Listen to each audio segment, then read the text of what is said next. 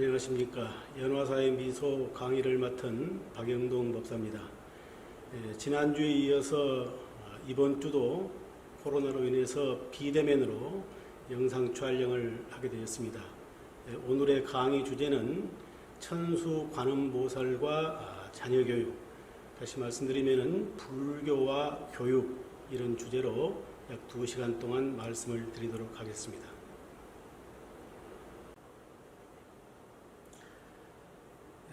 오늘은 연화사의 미소 16번째 강의 시간입니다. 천수관음보살과 자녀교육, 이런 주제로 말씀을 드리도록 하겠습니다. 오늘날 우리 사회는 대단히 급격하게 변화되고 있습니다. 삶에 있어서 경제적인 생활 수준의 변화는 물론이고 우리들의 가치관에 있어서도 서로 다른 다양한 요소들이 뒤범벅이 되어서 혼란을 이야기하고 있습니다. 이러한 시대에 우리 제가 불자들이 불교가 우리의 삶에 있어서 추구해야 할 가장 가치 있는 길이라는 것을 확신한다면 우리의 후세들이 불교적인 가치관과 사고방식을 갖도록 교육하는 것은 불자로서의 권리이자 가장 중요한 의무라고 저는 생각합니다. 그래서 오늘 여러분과 함께 어떻게 하면 우리의 후세들에게 부처님의 가르침을 효과적으로 가르칠 것인지 함께 생각해보고 고민해보는 기회가 되었으면 좋겠습니다. 주제에서 말씀드린 것처럼 천수관음보살과 자녀교육, 이렇게 말씀을 드리는데, 여러분들이 아시는 것처럼 우리 연화사에는 유현문화재 제344호인 천수관음도가 보관되어 있습니다. 화면에 천수관음도가 보이시죠? 생활을 공부하실 때 여러 차례 이 천수관음도 실제 자세한 설명을 들으셨을 것입니다. 이 천수관음도를 잘 보시면은 그 밑에 양옆에 보시면은 한쪽에서는 선제동자가 합장을 하고 관음보살을 향해 있고 또 한쪽에는 용왕이 관음보살을 향해 합장하고 있는 모습을 볼 수가 있습니다. 선제동자가 이렇게 묘사된 것은 화엄경 입법계품에 의한 것으로 선제동자가 여러 선지식을 찾아서 보살행과 보살도를 묻는 도중에 28번째 보타라카산에 머물고 있는 관음보살을 찾아가서 청법하는 장면을 표현한 것입니다. 이 또한 관세음보살님이 우리 자녀교육에 정답을 보여주고 있다, 이렇게 여겨져서 천수관음도와 함께 사진을 먼저 보여드렸습니다. 자, 그러면은 천수관음이란 무엇일까요? 우리 경전에 의하면은 천수천안경, 천수천안 관세음보살 모다라니 신경, 이러한 경전이 있습니다. 이 경전에 보면은 보살은 과거 무량업겁의 세월 전에 태어나서 정주열애로부터 천수경 첫 구절에 나오는 광대원만 무예대비심 대다라니, 즉 신묘장구 대다라니를 들었다, 이렇게 기록되어 있습니다.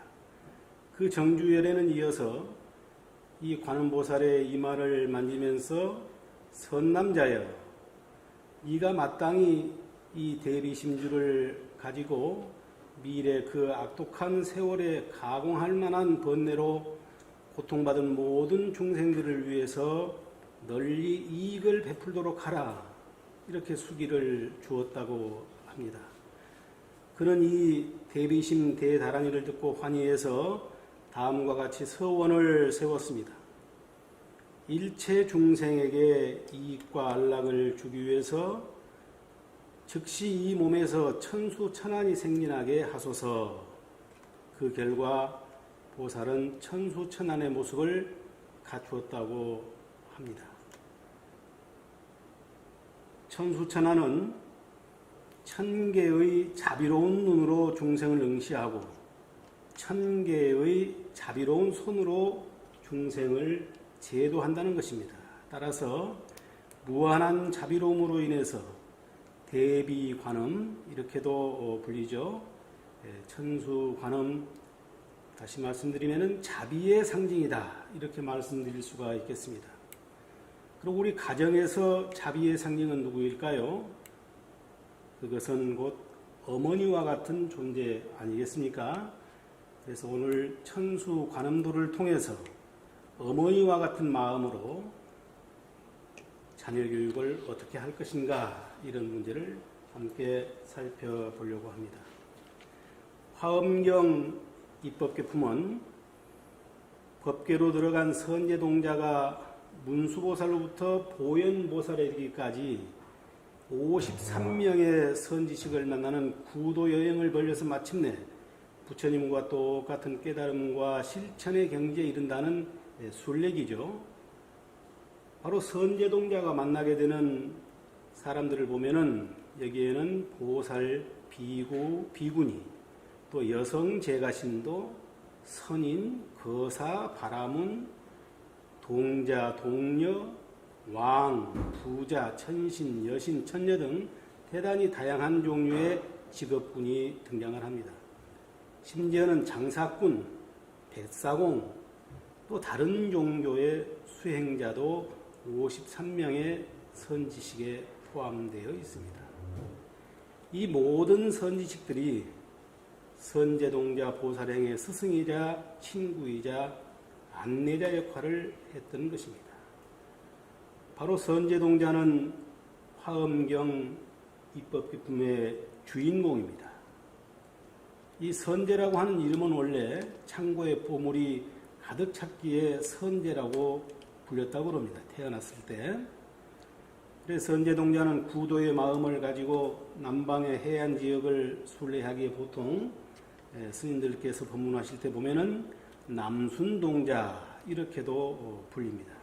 선제동자는 속세에 묶인 중생의 몸으로 어떻게 보살이 될 수 있을까라는 화두를 가지고 여러 선지식들을 만나서 도를 구하게 되죠.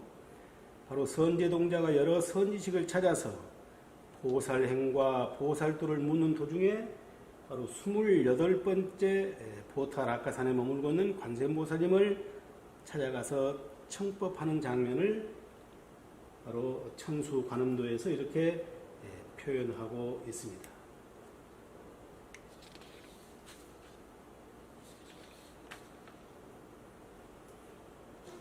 자, 그러면 선제동자는 그 당시에 관세음보살님에게 어떤 질문을 답했을까요?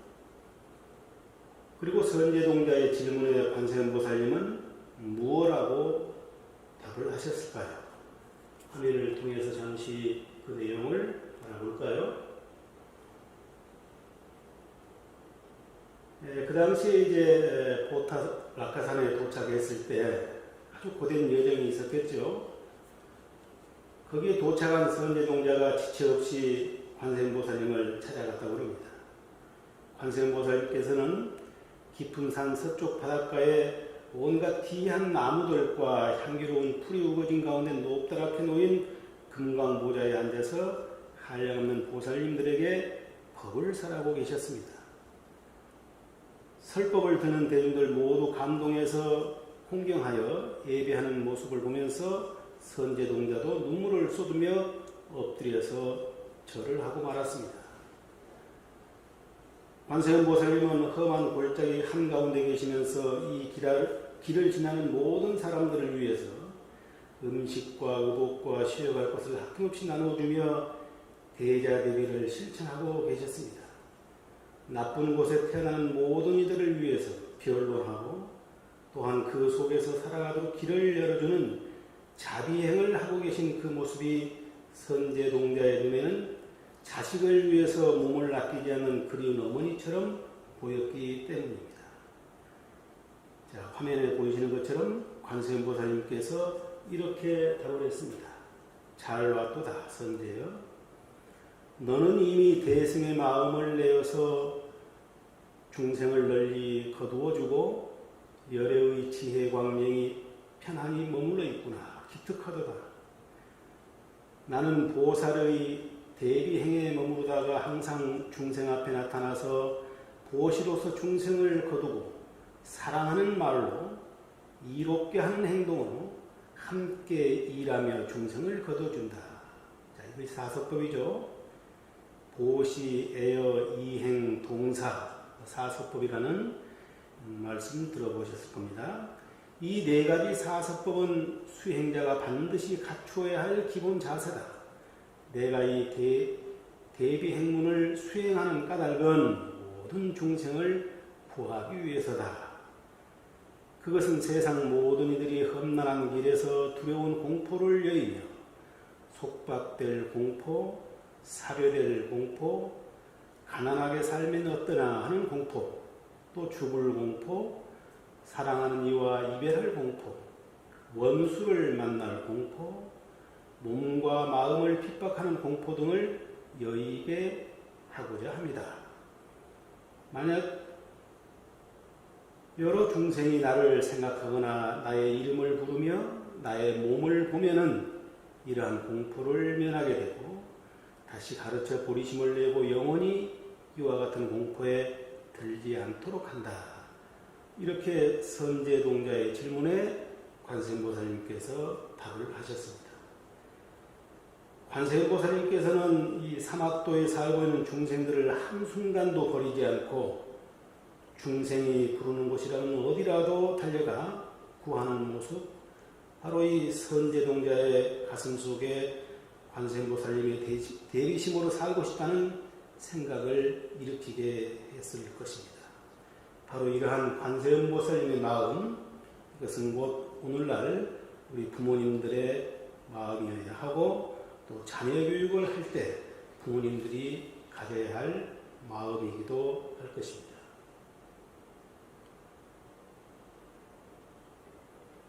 자, 그러면 불교의 자녀교육, 여러분들은 어떻게 생각합니까?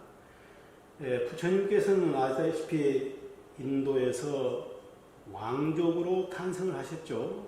왕의 자리를 버리고 출가해서 대성인 부처님이 되셨습니다. 우리 모두가 진정한 불자라면은 바로 왕족의 아들인 서가모니의 제자입니다. 그래서 우리 불자들은 모두가 왕자님, 공주님 이런 표현을 쓸 수가 있겠죠. 그래서 저는 이렇게 생각해 보았습니다. 불교의 자녀교육은 이 세상의 주인공들인 우리의 자녀들이 바로 왕자님과 공주님들이다. 그들에게 부모로서 어떤 마음으로 교육해야 할까? 바로 관세음보살님의 마음으로 자녀를 교육해야 한다. 이런 생각을 해보는 것입니다. 화엄경에 의하면 또는 성문의범이라고 하는 책이 있는데 그 책에 의하면 부모와 자식은 1만 급의 인연이라고 하는 말씀이 나옵니다. 기가 막힌 말씀이죠. 한 국토에 태어난 인연이 1,000급의 인연이요. 하루 동안 동행한 인연은 2,000급의 인연이에요. 또 하룻밤을 같이 지내는 것은 3,000급, 같은 고향에 태어나는 것은 4,000급의 인연이다. 같은 마을에 태어나는 것, 같이 동침할 수 있고 한 집에서 같이 태어날 수 있고 부부로 짝을 이루고 그리고 형제의 인연을 맺는 것 9,000급의 과거 전생의 인연이라고 했습니다. 그런데 기가 막히게도 가장 마지막 글을 보시면 부모와 스승의 인연은 얼마인가? 1만 급을 함께한 인연이다 그랬습니다. 그러니까 우리가 부모로서 자녀를 대할 때 또 스승과 제자를 인연을 맺었을 때 그것은 가장 큰 인연이 아니겠는가 이런 생각을 해봅니다. 보통 우리가 겁 이런 말을 많이 쓰는데 이 겁이라고 하는 말은 인도에서 아주 숫자로 나타낼 수 있는 무한한 시가 이런 것을 말한다는 것은 다 알고 계시죠? 우리 불교 경전에 대지도론이라고 하는 책이 있는데 거기에는 계자겁이다 또는 반석겁이다 이런 말씀을 하고 계십니다. 다 아시는 것처럼 계자겁이라고 하는 것은 뭐냐? 사방 40리의 성 안에 겨자씨를 가득 채우고 100년마다 하나씩 집어내서 그 계자가 다 없어지도록 겁은 다 하지 않는다. 여기서 계자겁이라고 하는 말이 나왔습니다. 또 반석겁이라고 하는 말은 둘레가 사방 40리나 되는 바위를 100년마다 한 번씩 엷은 옷으로 스쳐서 마침내 그 바위가 다 닳아 없어지더라도 겁은 다 하지 않는다. 이 경전 대목에서 반석겁이라고 하는 말이 나와 있어요. 여하튼 이 겁이라고 하는 말은 시간 단위로서 무한한 시간을 나타내죠. 거기에 비해서 가장 짧은 시간을 불교에서는 뭐라고 말씀하십니까? 겁에 반대되는 개념으로 찰나라고 하는 말을 많이 씁니다. 우리는 순간이라는 말도 많이 쓰죠. 눈 한 번 깜빡하고 눈 한 번 쉬는 사이 또 순식간이다. 이런 말씀을 하기도 합니다. 또 어떤 사람들은 별안간이다. 이런 말을 쓰기도 하죠. 이 별안간 그랬을 때 별은 언뜻 잠깐 스쳐 지나가는 것을 뜻한답니다. 그리고 거기에 눈을 뜻하는 글자를 붙여서 별안간 그랬는데 언뜻 잠깐 눈 한 번 돌릴 사이 눈 한 번 스칠 사이의 짧은 시간 삽시간이라는 뜻도 되겠죠.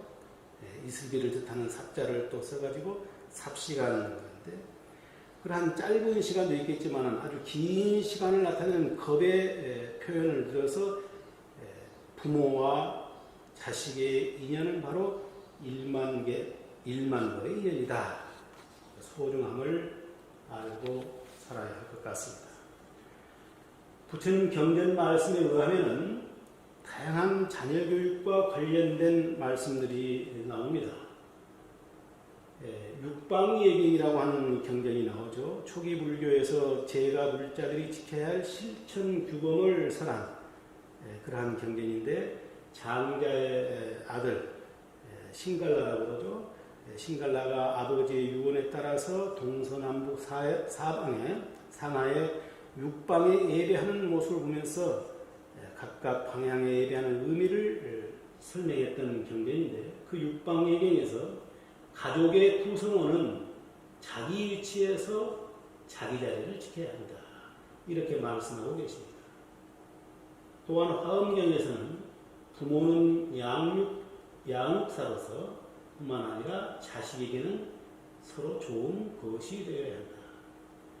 또 장아함경에 보면 부모와 자식은 피차 5가지로 서로 공경하고 순종하고 다짐해야 한다. 의식을 부족하지 않게 하고 하고자 하는 일을 고백하며 하는 일을 거역하지 말며 정답게 생각하며 바른 업으로 살아가도록 하라. 이렇게 부모와 자식의 관계를 설명하고 있습니다. 또 다른 경전을 보실까요?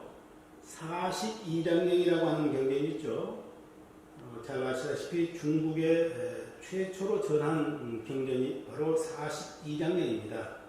불교의 중요한 교훈을 뽑아서 42단락으로 분류해서 적절한 비유로 설한 경전인데 그 42장경에서는 천지의 귀신을 섬기는 것보다는 부모가 자식을, 자식이 부모를 생각하는 것이 더 지중하다.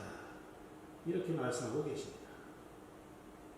또한 현경에서는 진정으로 자녀를 사랑하는 부모는 자녀를 소유하지 않는다. 대단히 중요한 말씀이죠.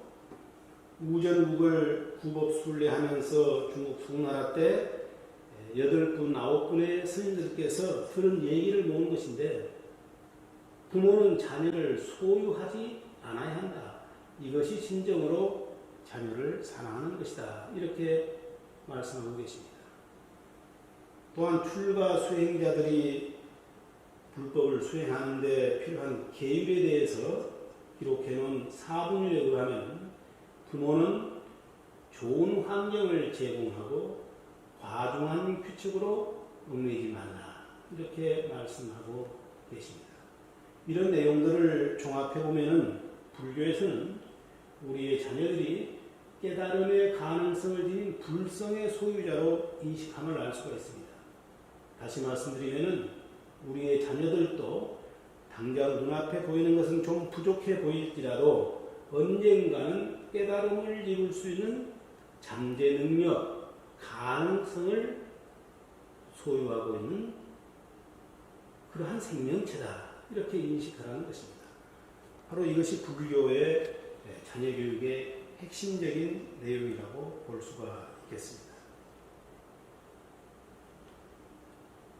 선생자경이라고 하는 것, 아까 말씀드린 육방예경을 이 북방불교에서 번역할 때 선생자경이라고 이렇게 또 경전에 이름을 붙였습니다. 이 경전에 의하면 부모는 어떻게 해야 할 것인가 4가지를 설명하고 있습니다.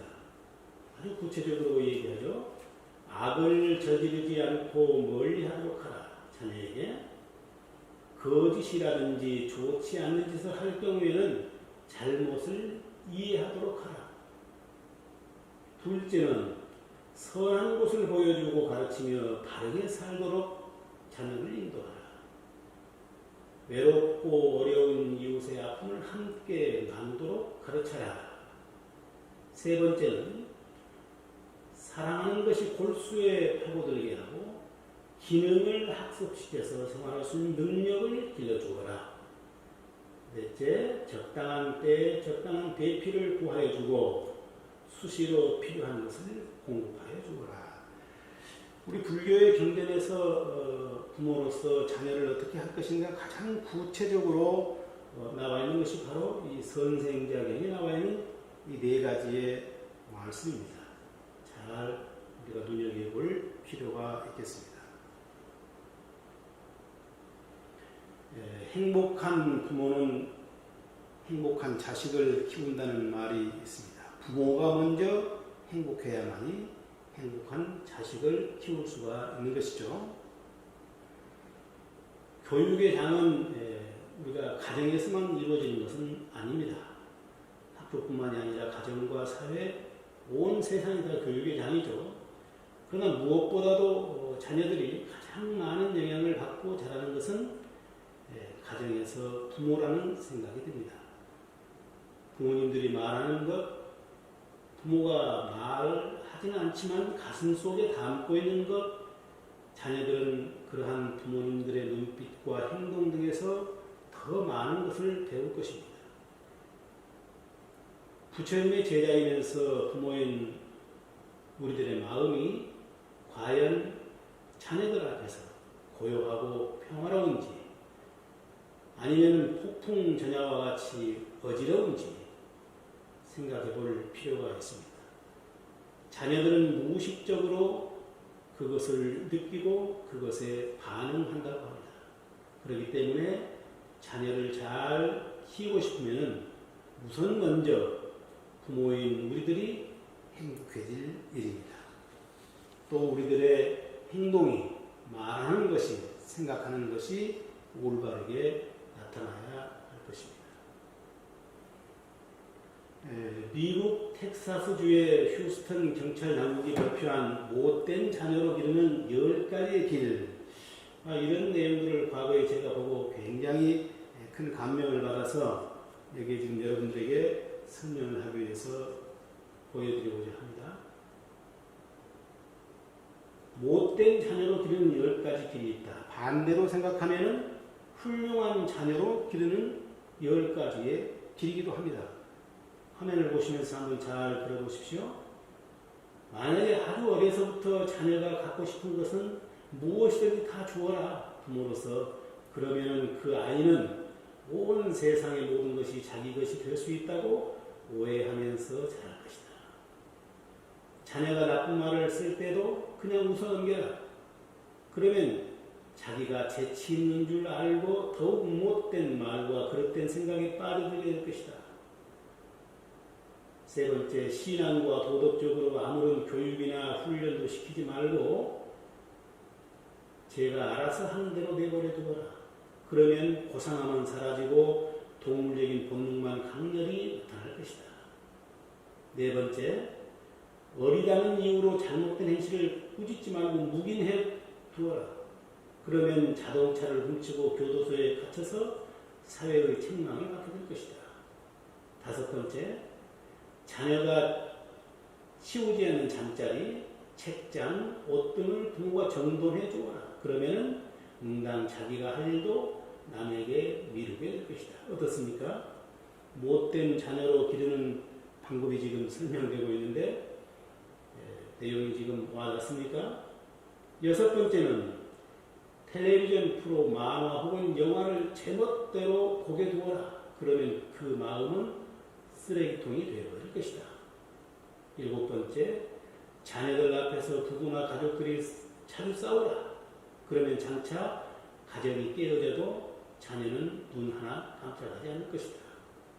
여덟 번째, 용돈을 달라고 하는 대로 얼마든지 주어라. 그러면 살아가는 동안에 쉽게 부패되는 길을 터득하게 될 것이다. 아홉 번째입니다. 먹고 마시고 입는 것을 원하는 대로 다 들어주어라. 그러면 한 번만 거절을 당해도 곧 낙담해 극단적인 행동을 하게 될 것이다.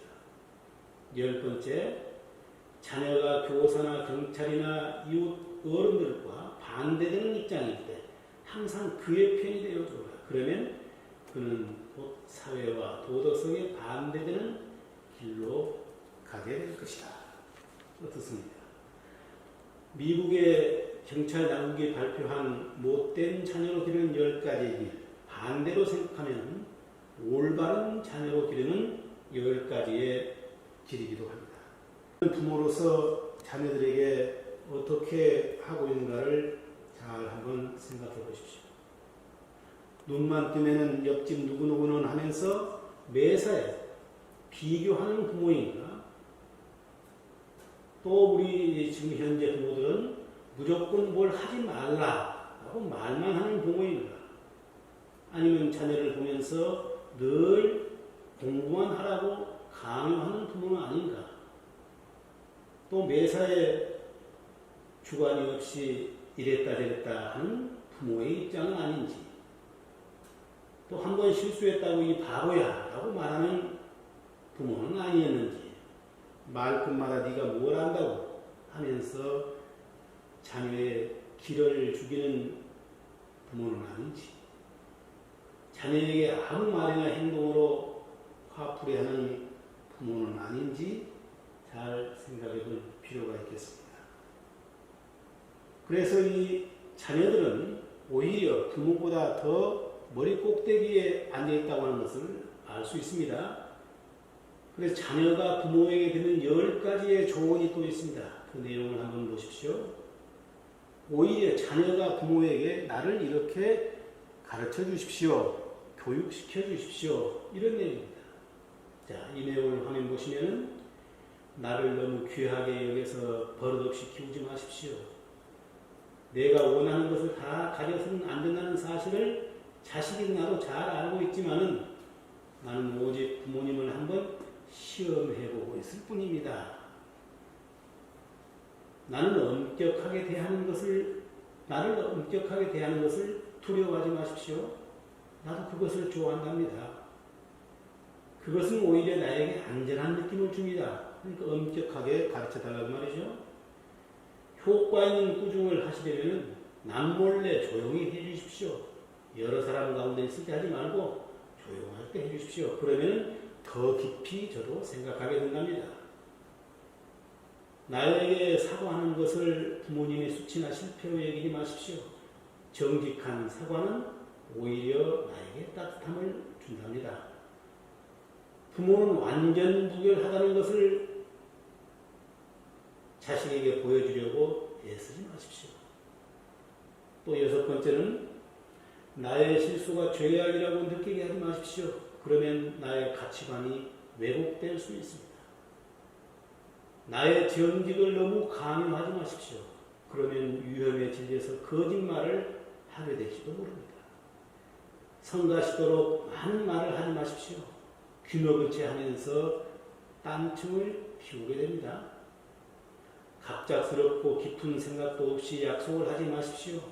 만약 그 약속을 어기게 되면 낙심하게 됩니다. 나는 이해 있는 사랑을 받아야 올바로 잘할 수 있음을 잊지 마세요. 그러나 그것은 말할 필요도 없습니다. 부모님께서 먼저 아시니까요. 이와 같이 자녀가 오히려 부모에게 10가지의 충고를 하고 있습니다. 조언을 하고 있습니다. 자, 이런 내용들을 보면은 우리가 이제 부모된 입장에서 어떻게 자녀를 교육해야 할 것인지 대충의 답은 나왔을 것이다. 이런 생각이 듭니다. 자, 이런 가운데 이제 오늘의 교육 목표입니다. 불교와 자녀 교육이죠. 불교 교육의 이념과 원리, 목적을 한번 살펴보도록 하죠. 또 불교에서 추구하는 이상적인 인간형이 무엇인가를 알아야만이 훌륭한 자녀 교육을 할 수가 있을 것입니다. 그리고 부처님께서는 불교의 경전에서는 어떠한 교육 방법을 사용하고 있는지 우리가 공부해 볼 필요가 있을 것입니다. 또 그리고 부처님께서 우리 제자들을 가르친 방법, 이것을 통해서 불교 교육의 특징을 이해하고 우리 제가 불자 지도자로서 또 부모로서 그 역할을 실천할 수 있게 될 것입니다. 그래서 오늘은 이러한 목차로 강의를 드리려고 합니다. 먼저 첫 번째 불교 교육의 이념입니다. 한 국가나 종교 심지어는 학교를 하나 세워도 거기에는 반드시 건국 이념이라든가 종지라든가 건학 이념이 있게 됩니다. 자, 우리나라 대한불교 조계종을 보면은 이러한 종지가 나와 있습니다. 석가세존의 자각가타 각행원만한 근본 교리를 봉체하며 직지인신, 견성성불, 전법 도생을 종지로 한다. 이렇게 되어 있어요. 바로 종헌종법의 제2조에 나와 있는 대한불교 조계종의 종지입니다. 바로 여기서 전법 도생이라고 하는 것, 바로 이것은 부처님의 가르침을 널리 펴는 동시에 부처님과 역대 조사의 오묘한 법들을 스승이 제자에게 전해서 바른 길로 인도하는 교육을 의미합니다. 그래서 대한불교 조계종의 종기에서도 역시 교육의 의미를 잘 설명하고 있습니다. 과연 교육이란 무엇이겠습니까? 교육이란 이상적인 인간, 사람다운 사람이 되도록 하는 모든 작용을 말한다. 이렇게 생각해 볼 수가 있겠습니다. 넓은 의미에서 지금 교육을 말씀드리고 있습니다. 이상적인 인간, 그리고 사람다운 사람이 되도록 하는 모든 작용이다. 그렇다면 불교에 있어서 교육 이념은 무엇일까요? 그 밑에 나와 있는 것처럼 불교의 이상적 인간상은 궁극적으로는 부처님처럼 되는 것입니다. 부처님이 되기 위해서 자기 수행에 매진하면서 위로는 깨달음을 구하는 동시에 아래로는 중생을 교화하는 보살이 되는 것이 바로 불교의 궁극적인 인간상이죠. 따라서 불교에 있어서 교육 이념은 스스로 깨달음을 통해서 지혜의 밝음과 깨달음의 따뜻함을 구현하는 보살이 되도록 하는 모든 작용이다. 이렇게 저는 생각합니다. 이러한 불교의 교육 이념은 교육의 방향을 제시하는 대단히 중요한 것이지만 그 이념만 가지고는 교육을 의도적으로 계획해서 주체적으로 추진할 수는 없을 것입니다. 아무리 고상한 교육 이념이라 하더라도 계획과 추진의 구체성이 결여된다면 그것은 역시 추상적 관념에 불과할 것입니다. 그러면 불교의 교육 이념을 구체적으로 구현하기 위해서는 어떻게 해야 되겠습니까? 그 시대에 맞는 보살상을 구현해야 한다. 이렇게 보고 있습니다. 신라의 원효 스님과 최근 근대의 만해 한용운 스님의 예를 들어서 설명을 해보고자 합니다. 신라의 원효 스님께서는 화쟁의 이념을 통해서 한민족의 정신적 통일의 방향을 구체화했고 그 실천을 위해서 민중교화의 사회교육에 뛰어들었다고 합니다.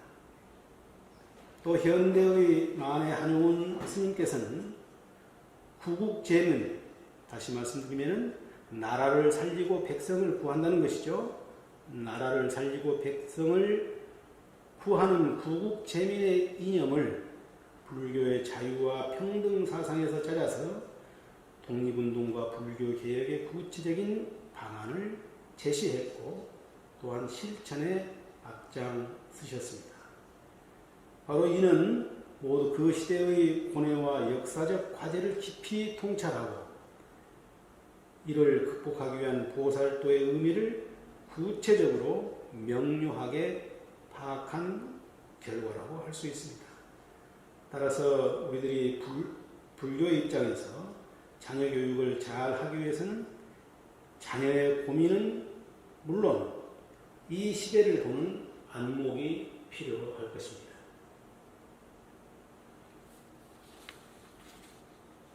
함께 생각해 보시죠.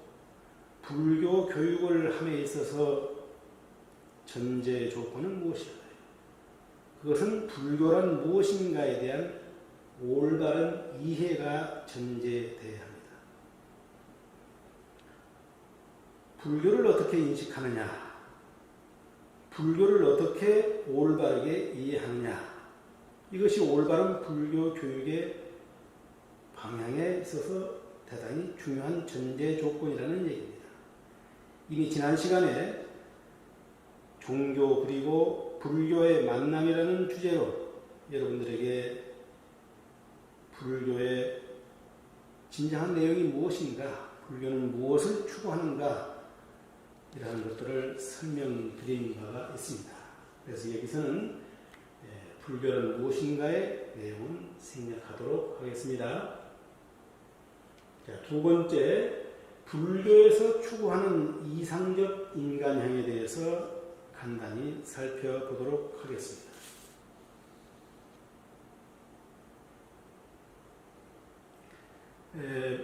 아시는 바와 같이 부처님께서는 열반유훈에서 부처님의 10대 제자인 아난다에게 이렇게 말씀하셨죠. 바로 장암경의 말씀이 앞에 보이죠. 자기 자신을 등불로 삼고 자기 자신에 의지하라. 진리에 의지하고 진리를 스승으로 삼아라. 진리는 영원히 꺼지지 않는 등불이 되리라. 이 밖에 다른 것에 의지해서는 안 된다. 세상의 모든 것이 변하니 부지런히 정진해서 고통의 속박에서 벗어나라. 부처님께서 열반하신 무렵 나이 80에 제자인 아난다에게 이와 같이 말씀을 하셨습니다.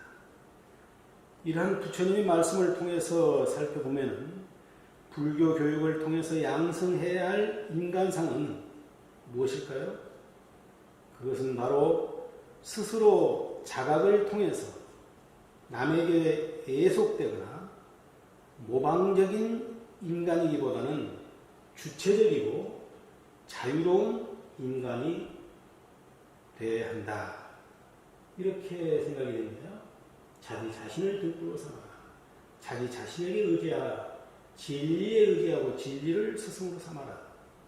조금 전에 말씀드린 것처럼 모방하지 말고 해석적이지 말고 자기 스스로가 주인공으로 세상을 살아가야 한다. 이렇게 부처님께서 열반유훈에서 말씀을 해 주셨습니다. 그래서 불교에서 추구하는 이상적인 인간형은 한마디로 말씀드리면은 지혜롭고 자비로운 그리고 자유로운 주체적인 인간이 되는 것이다. 이렇게 저는 생각을 합니다. 더 구체적으로 말씀드리면 인간 스스로 깨달음의 체험을 통해서 지혜롭고 자비로운 사람이 되어 주체적이고 자유로운 삶을 사는 인간, 이것이 불교에서 추구하는 이상적인 인간이 아닌가 생각을 해봅니다.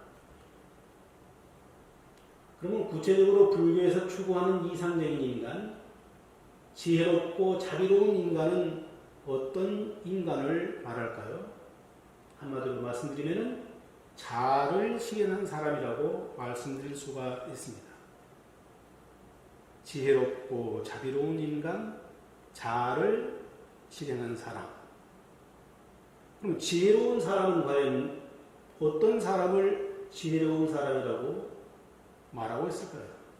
불교의 입장에서 본다면 지혜로운 사람은 중도와 연기의 가르침을 터득한 사람이다. 이분법적인 사고를 극복한 사람이다. 이렇게 저는 생각을 합니다. 조금 더 구체적으로 말씀드리면 지혜로운 사람은 탐진치 삼독을 떨쳐버리고 아집과 독선에서 벗어나서 교만하지 않는 사람, 무지에서 오는 편견을 타파해서 희망을 가지고 부지런히 스스로 노력하는 사람, 자신과 사물의 참모습 그리고 그 의의를 밝게 깨달은 사람다운 사람, 이런 사람을 지혜로운 사람이라고 할 수 있겠습니다. 다음으로 자비로운 사람은 또 누구이겠습니까? 경전의 말씀을 쭉 종합해보면 이와 같이 설명드릴 수가 있습니다. 소극적인 이기주의에서 벗어나서 적극적 이타정신을 실천하는 사람, 바로 보살을 지금 말하고 있죠. 육바라밀, 다 우리가 아시는 바와 같이 보시, 지계, 인욕, 정진, 선정, 반야는 지혜, 그러한 육바라밀, 그리고 사서법, 아까도 한번 나왔습니다. 보시, 애여, 이행, 동사, 그 사서법을 실천하는 사람이 자비로운 사람이다. 착한 심성을 지닌 진정한 자원봉사자가 자비로운 이 시대의 사람이라고 말씀드릴 수가 있겠습니다. 자, 불교에서 추구하는 이상적인 인간을 지금 말씀드리고 있는데, 여기에 보면은 미국의 인본주의 심리학자 유명한 매슬로우라고 하는 사람 혹시 기억하시나요?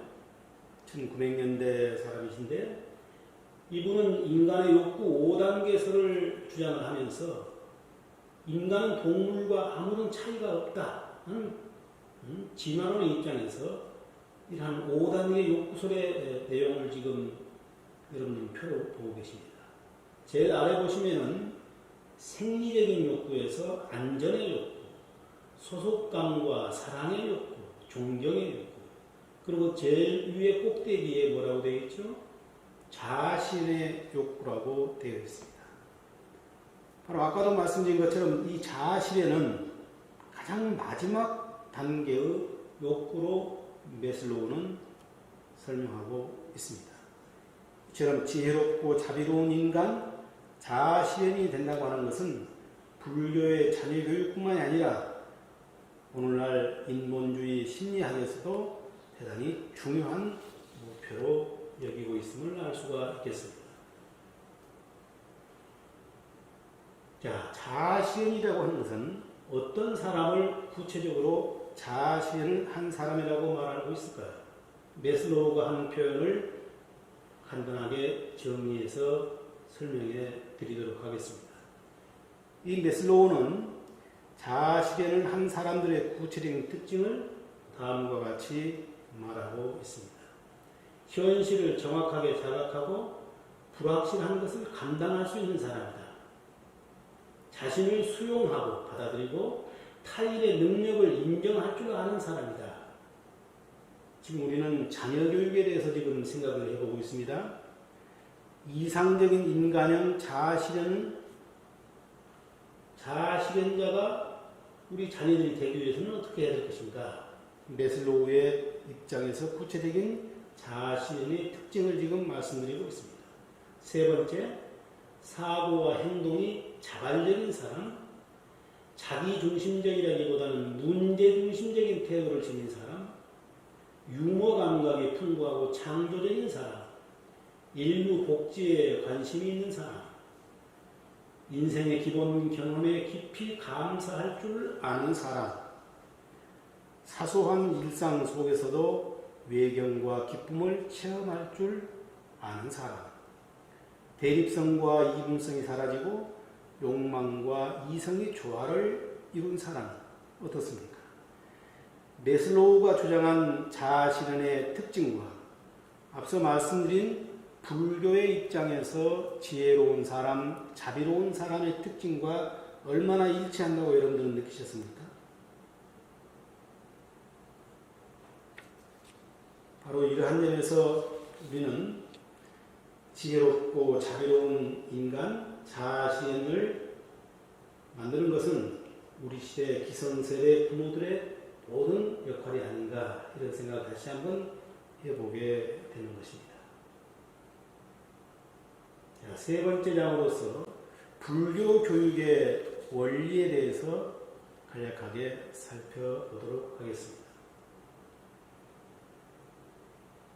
자, 함께 생각해 봅시다. 우리 부처님은 종교의 창시자이자 위대한 교육자이십니다.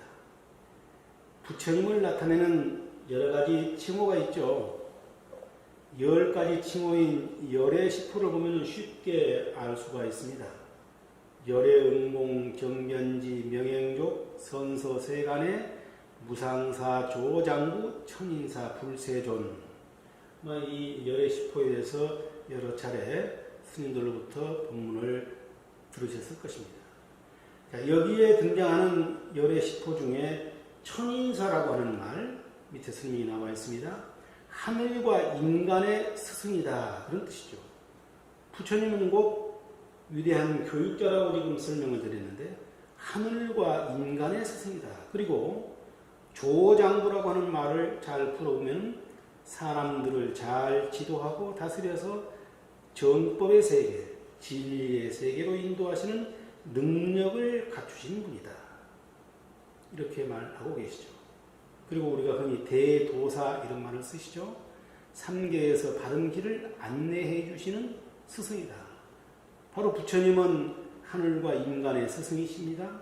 조장부십니다. 우리들에게 바른 길을 안내해 주시는 대도사이십니다.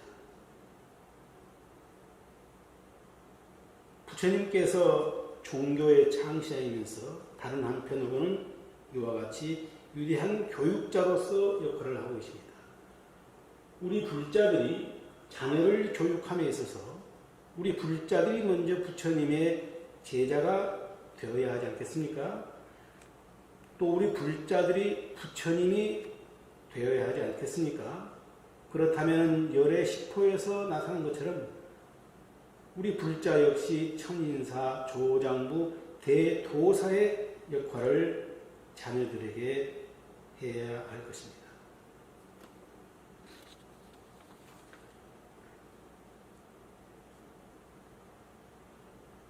자, 불교 교육의 원리는 여러 가지 경전에 나타나고 있는데요. 법화경이라고 하는 경전에서는 5종 설법에 대해서 말하고 있습니다. 이 5가지의 설법은 설법자가 설법을 하는 형식과 방법이 5가지 기준을 충족시켜야 한다, 이런 의미인데요. 그 5가지를 화면에서 보시면 진리에 부합하는 내용을 언설하라. 상대의 능력과 성질 특성을 고려하여 수의설법을 하라.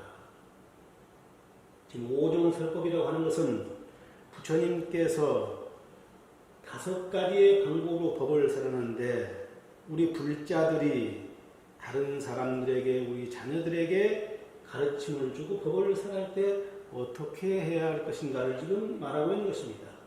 진리에 부합하는 내용을 설하라. 상대의 능력과 특성을 고려해서 설하라. 세 번째, 설법 대상자를 깨달음의 길로 이끌어들이기 위해서 구체적인 방법을 마련해서 방편설법을 하라 그랬습니다. 위대한 진리를 설해서 깨달음의 길을 열어보이는 법문설법을 하라. 대비설법을 통해서 중생을 구해나가기 위해서 큰 자비와 불쌍히 여기는 마음을 가져라. 아까 관세음보살님께서도 대비심으로서 여러 중생들을 불쌍히 여기시는 그런 마음을 가지고 선제동자를 대하지 않았습니까? 내용을 잘 기억하시면서 특히 그 중에서도 두 번째, 상대의 능력과 성질 특성을 고려해서 수의설법을 한다고 하는 것, 그때그때 때에 따라 맞추어서 법을 설한다는 것, 이것은 우리의 자녀 교육에 있어서도 대단히 중요할 것입니다. 그리고 다섯 번째 나와 있는 것처럼 중생을 구원하기 위해서 우리의 자녀들을 위해서 큰 자비와 불쌍히 여기는 마음으로 자녀를 대해야 할 것입니다. 불교 교육의 원리를 지금 7가지로 여러분들에게 설명드리려고 합니다. 붓다의 교육체계에 있어서 방법은 그 내용과 서로 떨어질 수 없는 역동적인 상호 연관성이 있음을 보여주고 있다. 이 학자들이 정리해 놓은 것을 제가 지금 요약해서 설명드립니다. 부처님께서는 세간적인 언어와 관습의 논리를 떠나서 진리를 설할 수 없으므로 상황에 따른 다양한 교육 방법, 즉 방편을 통해서 진리를 설하고 있다. 상황에 따라서 교육 방법을 달리해야 한다. 이것이 우리의 자녀의 교육에 있어서도 확립되어야 되겠죠. 두 번째, 부처님은 개별화의 원리에 따라서 학습자의 능력과 현재의 수준, 그리고 그들의 관심사와 필요성 등의 교육적 상황에 따른 수기적 교수법, 아까 수기설법이라는 말씀을 드렸죠. 부처님의 모든 설법은 그들이 현재 무엇이 필요한가를 먼저 파악하고 성취할 수 있는 목표도 그의 능력에 알맞게 정해주고 그의 능력에 따라 교육하였다 그랬습니다. 바로 이 말씀은 우리의 자녀들이 현재 그들이 무엇이 필요한가, 그들이 얼마나 능력을 갖추고 있는가, 이것을 먼저 잘 파악하라는 얘기도 되겠습니다. 세 번째 불교 교육의 원리입니다. 부처님께서는 불필요한 회색의 이론이나 형이상학적인 논의보다는 학습자가 지금 현재 시급히 필요한 문제 해결의 교육을 중요시하였습니다. 다음에 또 말씀을 드리겠습니다. 형이상학적인 논의보다는 현재 필요한 문제 해결에 방점을 두어라 그랬습니다. 이러한 실존주의적인 불교 교육의 경향은 사성제설법의 원리가 되고 있는 의학적 원리에 잘 나타나고 있다. 이렇게 말씀하고 계시죠. 다시 말씀드리면 부처님께서 설법을 하시는데 너 고통이 무엇니? 너 어디 아프니? 의사가 묻겠죠. 그 왜 아플까? 고통의 원인이 무엇일까? 살펴보겠죠. 진단을 하겠죠. 그리고 거기에 따라서 약을 처방해서 지어줄 것입니다. 바로 사성제라고 하는 것은 고진멸도, 그들의 고통이 무엇인가? 집성제, 고통의 원인이 무엇일까? 도성제, 해결 방법 8정도를 설하고 멸성제에서 고진멸도, 멸성제에서 해탈과 열반의 길로 안내하는 것이죠. 현재의 사실을 확인해서 출발해서 그 원인을 구명하고 이에 따른 사태의 전환 가능성과 그 전환에 의한 목표를 설정하고 그 목표의 달성을 위한 방법을 찾아 실천하도록 부처님은 교육하는 방법을 선택하고 있습니다. 그래서 흔히들 부처님을 최초의 카운슬러다 이런 표현을 쓰기도 합니다.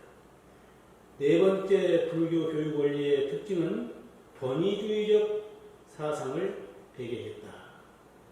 권위주의적인 교사상을 배격했다. 스승은 자애로운 어머니, 보호해주는 양육자, 피안에 이르게 하는 진리의 인도자, 번뇌의 병을 고쳐주는 좋은 의사, 밝고 깨끗한 지혜의 약을 키워주는 설산, 두려움을 막아주는 용장, 생사의 괴로운 바다를 건너주는 뱃사공과 같은 존재로 권위만을 내세우는 스승이 아니라 제자를 보호해주고 함께 길을 가면서 참된 진리를 가르쳐 주어야 한다. 이렇게 설하고 있습니다. 다섯 번째 불교 교육의 원리는 점진적이고 단계적인 교육 방법을 중시하고 있다는 것입니다.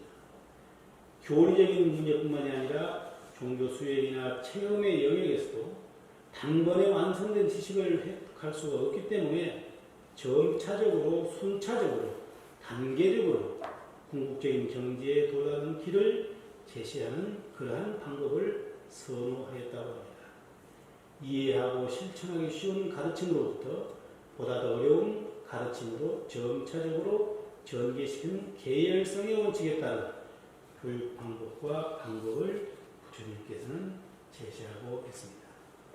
자, 여섯 번째 특징을 보시면 부처님께서는 항상 대화와 문답식 교육을 통해서 상대방의 편견을 교정시켜주고 상대방의 마음을 궁극적으로 변화시키고자 하였습니다.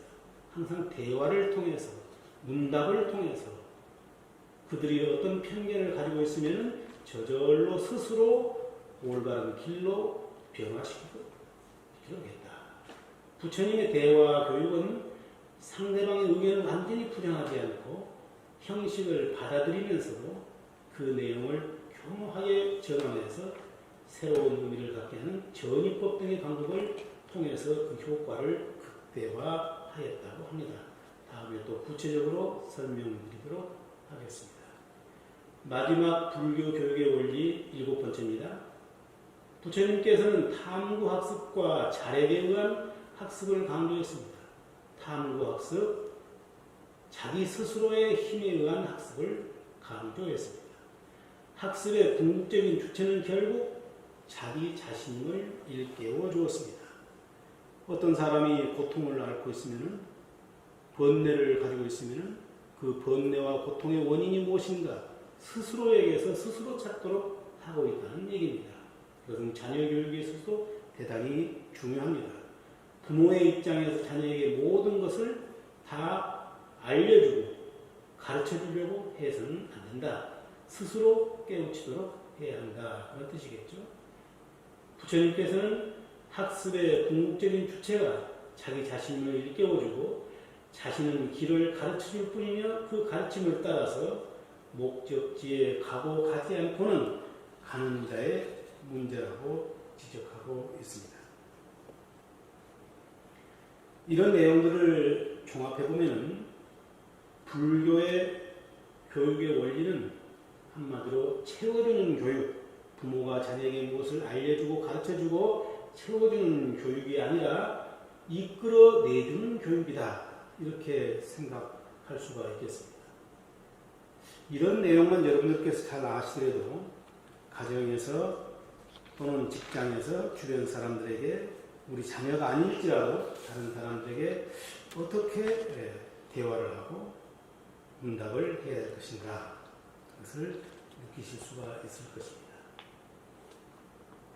다음은 전법 선언에 나타난 불교의 교육 정신에 대해서 살펴보도록 하겠습니다. 자, 전법 선언 여러 차례 들어보셨죠? 부처님이 바로 전도 선언입니다. 이걸 전법 선언이라는 말을 쓰는데요. 혹자는 이 전도라고 하는 말에 대해서 전도가 기독교적인 표현이 아닌가 이렇게 말을 하는 사람도 있습니다. 그러나 엄밀히 말씀드리면 부처님께서 먼저 전도, 전법 이런 용어를 사용하셨음을 알 수가 있겠습니다. 자, 부처님께서 이제 60명의 제자가 생겼을 때 그들에게 각각 흩어져서 법을 전하라고 하는 그 내용이 바로 전법 선언이죠.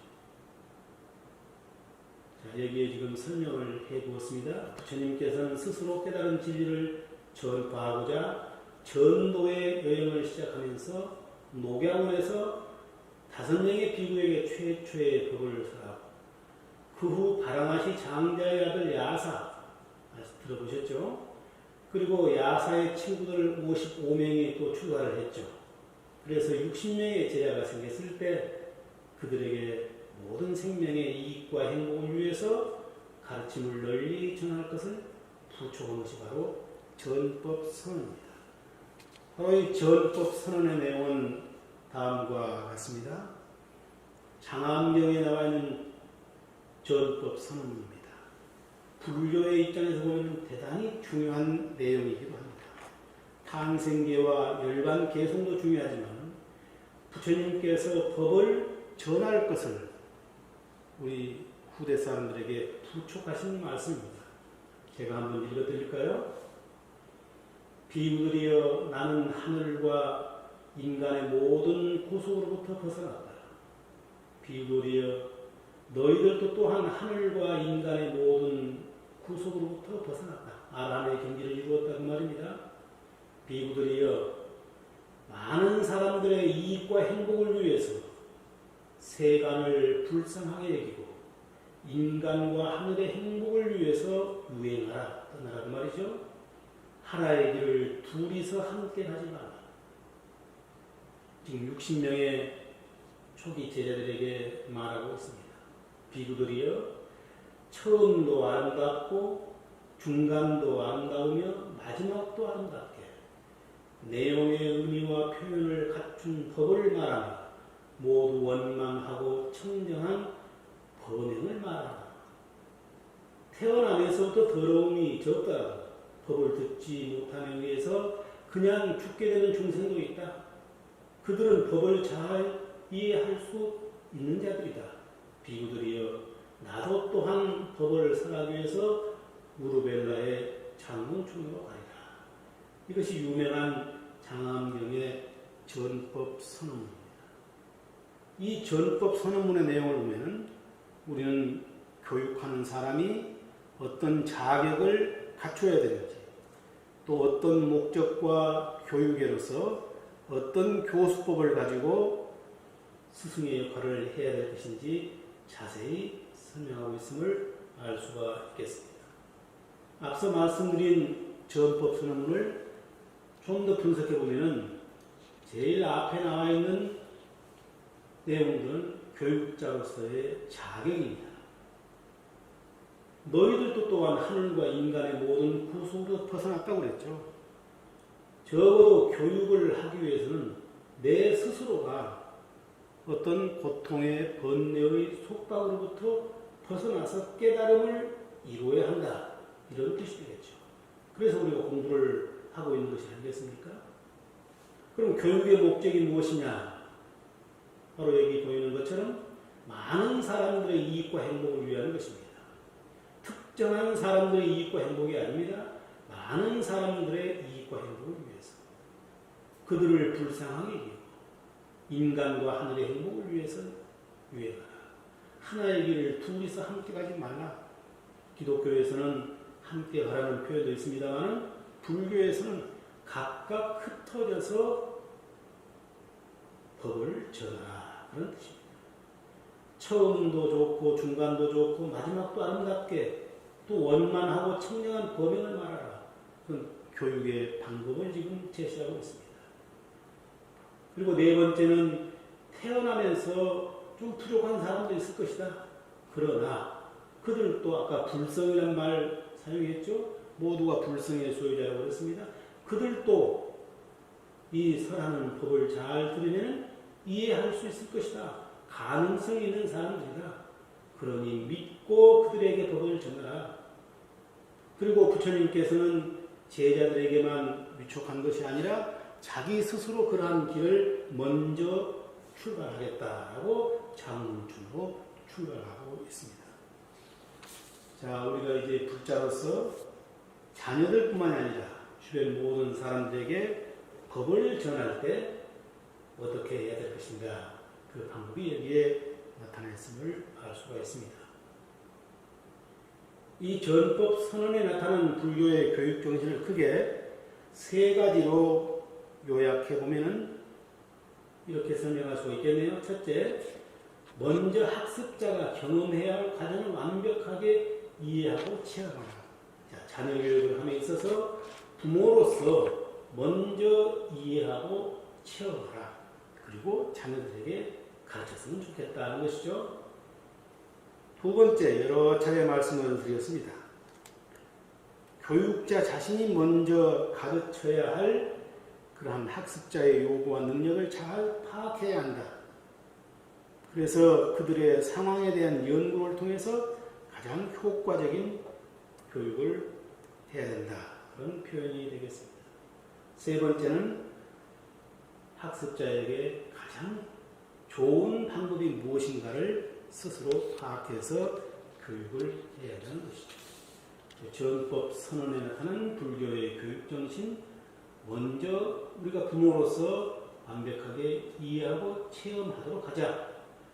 먼저 부모로서 그들의 요구와 능력, 자녀의 요구와 능력을 파악해보자. 그리고 자녀에 맞는 교육 방법을 찾아보자. 자, 다음으로는 구체적으로 경전상에 나타나는 부처님의 교육 방법에 대해서 살펴보도록 하겠습니다. 자, 함께 생각해 보실까요? 경전 속에 나타나는 부처님의 교육 방법은 무엇일까요? 저는 오래전에 이제 대학원에서 상담 심리학을 한 2년 반 동안 공부한 적이 있습니다. 그러한 상담 심리학을 공부하면서 부처님의 경전을 또 공부하면서 내 나름대로 내린 부처님의 경전 속의 교육 방법을 이와 같이 7가지로 요약을 해 보았습니다. 제가 정리해 본 것입니다. 부처님의 교육 방법은 한마디로 말하면 인간의 본성에 대해서 절대 긍정하고 있다. 아까도 말씀드렸죠? 불성 소유자로 인식했다는 것. 무한한 가능성에 대해서 전폭적인 신뢰를 하고 있다. 우리의 자녀들은 잠재 능력이 있기 때문에 눈앞에 보이는 그것만이 아니라 신뢰하고 교육을 해야 한다. 또 부처님께서는 교육을 하심에 있어서 항상 수용적인 분위기를 조성했다는 것입니다. 대화를 함에 있어서, 문답을 함에 있어서, 상담을 함에 있어서 가장 중요한 것은 상대방의 이야기를 들어주는 것입니다. 자녀들의 얘기를 들어주는 것입니다. 부모가 무서워서 말할 수 있는 분위기를 만들지 못한다면 자녀 교육은 실패하게 될 것입니다. 또 불교의 교육 방법은 뭐냐? 경전 속에서 찾아보니까 아까도 말씀드린 것처럼 모든 문제의 원인을 스스로 통찰하게 했다. 통찰요법이라고 합니다. 인사이트 세라피라고 그러죠. 자기 스스로 내면을 잘 관찰함으로써 해답을 찾게 했다. 부모가 답을 직접 주지 말라는 얘기입니다. 자신의 허물을 대중 앞에 드러내 고백하고 반성하게 했다. 부모와 자녀 간의 대화가 잘 이루어진다면 자녀도 또한 부모 앞에 고백하고 반성하게 됩니다. 마찬가지로 아까 말씀드린 것처럼 부모도 자식 앞에 잘못한 것이 있으면 고백하고 떳떳하게 반성함으로써 서로 신뢰하게 될 것입니다. 그리고 자신의 잘못을 대중들에게 지적해달라고 불교에서는 청하고 있습니다. 자자법 이런 말씀 들어보셨죠? 스님들께서는 보름에 한 번씩 모여서 참여하는 의식이 있습니다. 그럴 때 여러 대중들에게 내가 무엇을 잘못했는가를 지적해달라고 하신답니다. 바로 이런 것이 불교의 교육 방법에 속합니다. 상대방의 근기와 조건, 상태에 따라서 교육의 방법을 변화시키고 있다.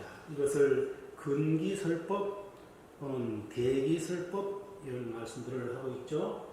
이제 구체적으로 그 내용들을 한번 살펴보도록 하겠습니다. 경전상에 나타난 부처님의 교육 방법은 상대방의 근기에 따라서 성격과 방식을 달리한다. 요즘에 교육학의 이름으로 말씀드리면 이것은 눈높이 교육이다. 맞춤식 교육이다. 이런 말씀을 드립니다. 이게 상대방의 근기라고 하는 것은 가정 환경에 따라서 사회 여건에 따라서 시대에 따라서 늘 다르지 않겠습니까? 또 자녀의 능력도 다르지 않겠습니까? 그들의 근기에 따라서 교육의 방법을 달리해야 한다. 눈높이 교육, 맞춤식 교육을 할 필요가 있겠다는 것입니다. 또 말씀드립니다. 어떠한 사람에게도 교육을 함에 있어서는 편견을, 선입견을 가져서는 안 된다. 불성을 신뢰하라고 그랬죠. 무한한 잠재 능력, 가능성을 지니고 깨달을 수 있는 존재다. 부처가 될 수 있는 종자들 아니겠습니까? 편견과 선입견을 자녀에게 가져서는 안 됩니다. 또 자녀를 교육함에 있어서 그들의 고통, 현실의 고통이 무엇인가, 그 원인이 무엇인가를 잘 분석해 보자고 말씀드렸습니다. 물론 요즘에 우리 젊은 자녀들의 고통이라고 하는 것은 학업에 대한 고통, 진로에 대한 고통, 이성에 대한 고통, 더 나아가서는 우주 인생에 대한 궁극적인 고통도 있을 수 있겠습니다. 그들이 무엇을 근심하고 고민하고 있는가 잘 파악해 볼 필요가 있습니다. 아까도 말씀드린 것처럼 수용적인 분위기를 조성하고 스스로 문제를 해결해 나가도록 해야 한다. 이러한 내용들을 크게 종합해보면 불교의 교육의 방법이라고 하는 것은 대기설법, 순차적으로 하는 차제설법, 그리고 비판적 설법 이렇게 말씀드릴 수가 있습니다. 이것을 신족교화다, 언교교화다, 훈회교화다 이렇게도 설명드리는데 이러한 내용들의 구체적인 말씀들을 하나하나씩 드려볼까요? 자, 먼저 대기설법이라고 하는 것입니다. 자, 우리가 지금 자녀 교육을 어떻게 할 것인가에 대한 것을 염두에 두면서 하는 것이죠. 상대방이나 대중들의 능력과 소질을 그리고 수준과 관심사항을 고려해서 거기에 부합한 소재를 선택해서 설법함으로써 그들의 마음을 완전히 사로잡는 설법 방식이다. 응병여약이다. 이런 말씀 들어보셨죠? 병에 맞게끔 약을 조제해야 한다. 아까 수기설법, 방편설법 다 똑같은 말입니다. 그래서 불교 경전에 설해진 내용들을 보면은 인연담, 비유담, 수기, 우회법, 반어법, 대비법, 문답법, 고조법, 유유법, 전이법 등등 다양한 방법으로서 법을 설하고 있습니다. 사실 불교의 교육은 지금 대기설법에 의해서 말씀드린 인연법에서부터 전이법까지 그것이 전부라고 말씀드릴 수가 있습니다. 잠시 후에 더 구체적으로 말씀드리도록 하고요. 자, 문수보살과 지수보살님께서 화엄경에서 이와 같은 대화를 하고 있는데 어떤 것이 대기설법인지 아실 수 있을까요? 자, 읽어보겠습니다. 부처님의 가르침에는 지혜를 첫째로 꼽는데 부처님께서는 어째서 육바라밀과 사무량심을 찬탄하십니까? 문수보살이 물었습니다. 그랬더니 지수보살님께서 답을 하고 계십니다. 과거, 현재, 미래의 모든 열애가 한 가지의 법만으로는 최상의 깨달음을 성취할 수 없습니다. 열애는 중생들의 성품을 잘 알아서 거기에 알맞는 법을 설하십니다. 탐욕이 많은 사람에게는 보시를 권장합니다. 규칙을 지키지 않는 사람에게는 계율 갖기를 권장합니다. 화를 잘 내는 사람에게는 인욕을, 게으른 사람에게는 정진을, 마음이 흐트러지기 쉬운 사람에게는 선정을, 어리석은 사람에게는 지혜를 권장한다. 자, 육바라밀을 어떤 사람에게 권장하는지 지금 나와 있죠. 그리고 인정이 없는 사람, 남을 해치는 사람, 사랑하고 미워하는 생각이 강한 사람, 마음에 근심이 있는 사람에게는 자비희사의 사무량심을 권유하신 것입니다. 이와 같이 평소에 꾸준히 나아가면 마침내 모든 진리를 깨닫게 될 것입니다. 이 화엄경의 말씀을 보시면 문수보살과 이 지수보살의 대화 속에서 근기에 맞추어서 상대방에게 법을 설했음을 알 수가 있을 것입니다. 자, 이제 차제설법. 아까 말씀드렸죠. 부처님께서 법을 설할 때 어떻게 했느냐. 순차적인 교육과 수행을 통해서 지혜를 점차적으로 증장시키는 방법으로 쉬운 것에서부터 점차 법을 설했다. 이런 내용이죠. 여기에는 무한한 자비와 인내가 요구된다고 했습니다. 오늘날 교육의 방법으로 말하면 과정별, 계층별, 단계별 포교 방법이다. 이렇게도 말씀드릴 수가 있습니다. 자, 차제설법의 예를 보시면 천태의 오시설, 화엄경의 삼조설, 열반경의 오미설, 법화경의 장자궁자의 비유. 아마 스님들의 법문에서 많이 들으셨을 것입니다. 여기서 오시설이라고 하는 말 들어보셨나요? 부처님께서 법을 설하는 시기를 5단계로 구분해서 지금 말하고 있는 것입니다. 그래서 후대에 만든 경전들을 화엄시로부터 시작해가지고 아함시, 방등시, 반야시, 법화열반시 이렇게 설로 봐야 되는 것이죠. 쉬운 단계에서부터 어려운 단계로. 또 화엄경의 삼조설 그러면 자, 해라고 하는 것이 산꼭대기를 먼저 비추고 골짜기 평지의 순으로 비치듯이 부처님의 가르침도 오보살, 사연각, 삼성문, 이선근자, 일중생의 순으로 점차적으로 해가 비친다고 하는 것입니다. 또 오미설이라고 하는 말 열반경에서 말씀하고 계시는데 이것은 우리가 많이 알아들을 수 있는 비유가 되겠습니다. 마치 우유라고 하는 것이 숙성을 하면은 서로 다른 맛과 형태를 지니게 되지 않겠습니까? 본질이 우유이면은 변함이 없지만은 요플레가 되기도 하고 버터가 되기도 하고 치즈가 되기도 하고 그런 것이죠. 그런 식으로 본질은 변하지 않더라도 다양한 맛을 낸다. 단계적으로 변하는 것을 비유하는 것이 바로 열반경의 오미설입니다. 또 법화경의 장자궁자의 비유, 부자 아버지 장자와 거지 아들에 대한 이야기 많이 들어보셨을 것입니다. 자, 부처님께서는 비판적인 설법을 하고 계십니다. 자, 이 내용이 저는 상당히 중요하다는 생각이 들어요. 이성적인 판단과 냉철한 판단을 요구하는 절복에 해당하는 것으로서 보이지 않는 무한한 대자비심을 바탕으로 현실에 대한 통렬한 비판을 통해서 궁극적인 해답을 찾아내려 했다. 자, 우리 자녀들이 생각하는 것이 잘못되었을 때 어떻게 해야 될 것인가?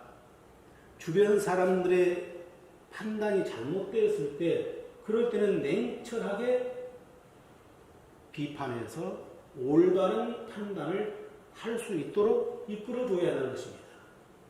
비판적 설법의 예가 바로 여기에 나와 있는 것처럼 당시 인도 사회 내용입니다.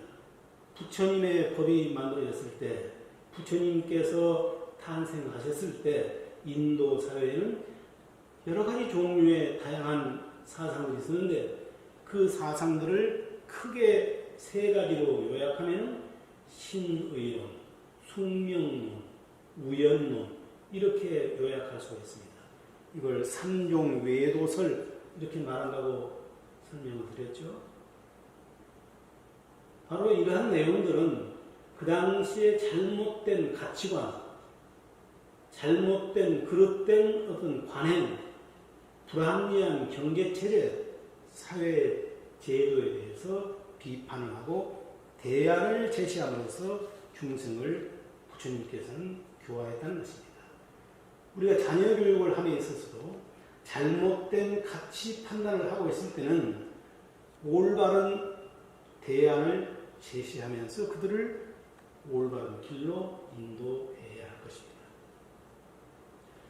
네, 조금 전에 대기설법에 여러 가지 종류가 있다는 말씀을 드리는데 그 대기설법의 내용을 좀 더 구체적으로 살펴보죠. 첫 번째 인연법입니다. 모든 것은 원인과 조건에 따라서 결과를 맺고 그 결과는 다시 원인이 된다.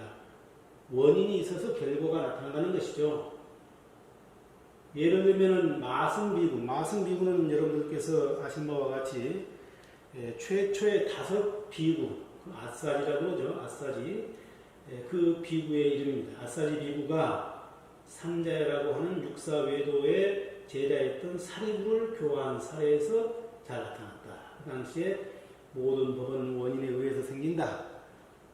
열애는 그 원인을 설한다. 모든 법에 매하는 이치에 대해서도 또한 이와 같이 설한다. 혹시 법문에서 들어보셨나요? 제법 종연생, 제법 종연멸, 아불 대사문, 상작 여시설이다. 나의 스승께서는 항상 무엇을 설했느냐? 모든 것은 인연 따라 생기고 인연 따라 멸한다. 이러한 것을 설하는 분이 바로 나의 대스승 부처님이시다.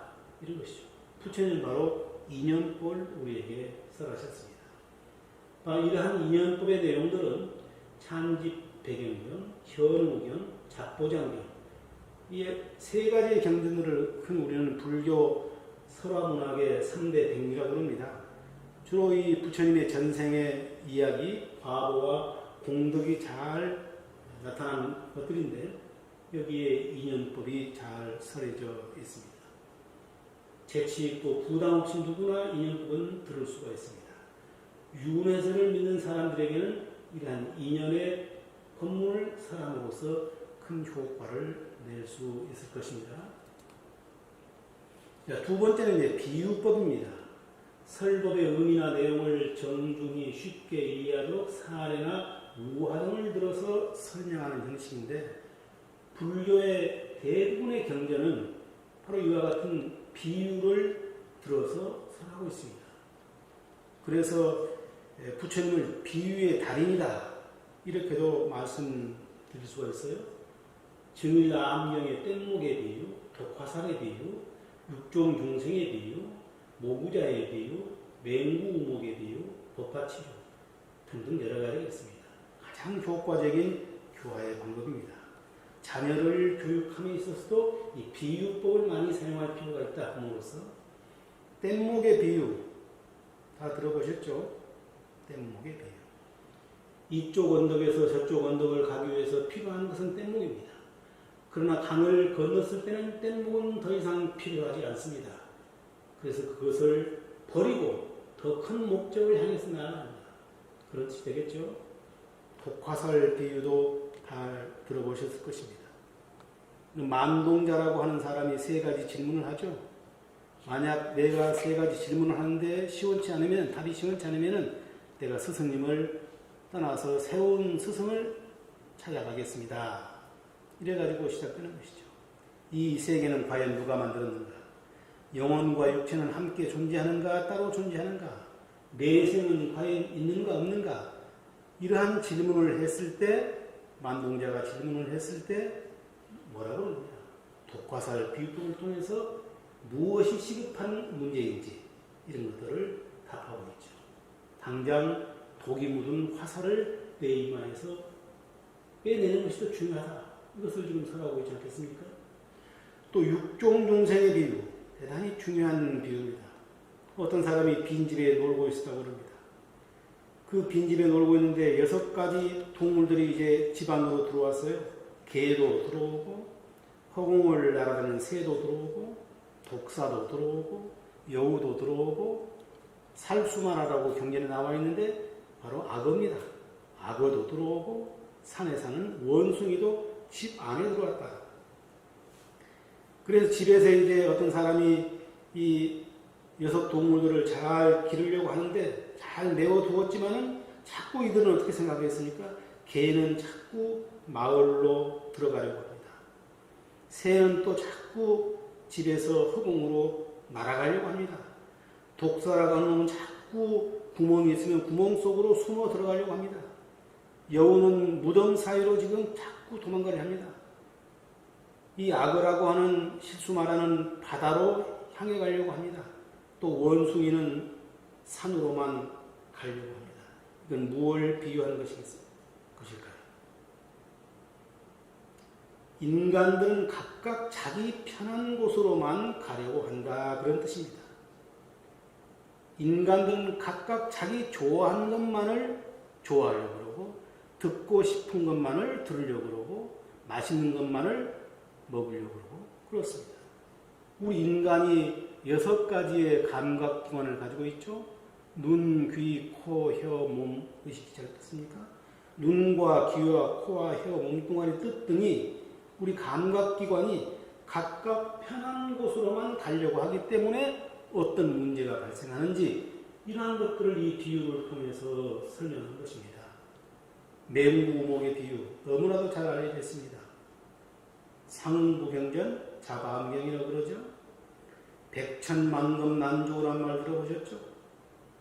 인간으로 태어나기가 정말 어려운 것인데 눈먼 거북이가 바다에 떠다니는 나무 판자의 그 구멍에 저 깊은 속에 거북이가 바다 위로 올라와서 그 나무판의 구멍에 함께 조우하는 그런 확률과 같은 것이다. 이렇게 우리 인간이 어렵게 이 세상에 태어난 것이라고 비유를 하고 있지 않습니까? 그러한 비유를 통해서 우리 삶이 얼마나 의미 있고 가치 있는가를 우리 자녀들에게 설명을 할 필요가 있겠습니다. 수기설법입니다. 너는 앞으로 훌륭한 사람이 될 거야. 바로 이렇게 말하는 것입니다. 미래세에 성불할 것을 예언하는 것을 수기라고 그러죠. 수기. 찬집 100여기로 나와 있습니다. 미래세에 아승직업을 지나서 보살행을 부족하고 대비심을 닦아 육바라밀을 성취하고 마땅히 성불하리라. 그때 너는 호를 만연이라고 하고 셀 수 없는 중생을 제도할 것이다. 그런 까닭에 미소를 지었을 뿐이다. 이렇게 찬집 100여경입니다. 거기에 나와 있습니다. 두루마른 자와 관련해서 이렇게 수기를 준 내용이 나와 있죠. 상대방을 정진하게 고무하는 효과가 있다. 자꾸 자녀 교육을 함에 있어서는 칭찬을 해야 한다. 그런 뜻입니다. 그 다음에는 우회법입니다. 어리석은 질문에 대해서는 상대방의 감정을 직접적으로 거스르지 않고 우회적인 문답과 교수를 통해서 해결책을 제시하라. 질문이 어리석다고 그래가지고 거기서 당장 상대방에게 무안을 주어서는 안 된다. 우회적인 문답을 통해서 상대방의 자녀의 감정을 거스르지 않도록 해야 한다. 이 좋은 비유가 마가다국의 아자타사투 왕의 명령을 받고 방문한 대신 다사카라의 무례한 질문에 옆에 있는 아나에게 우회적인 방법을 통해서 그 대답을 제시한 7불태법 이런 말씀 들어보셨죠? 그 당시에 부처님 당시에 이 마가다국의 아자타사투 왕이 밭지족을 침략하려고 하는데 그 아자타사투 왕의 신하가 부처님께 찾아와가지고 우리가 침략하려고 하는데 어떻게 생각하십니까? 그랬더니 옆에 있던 아난 제자에게 물었습니다.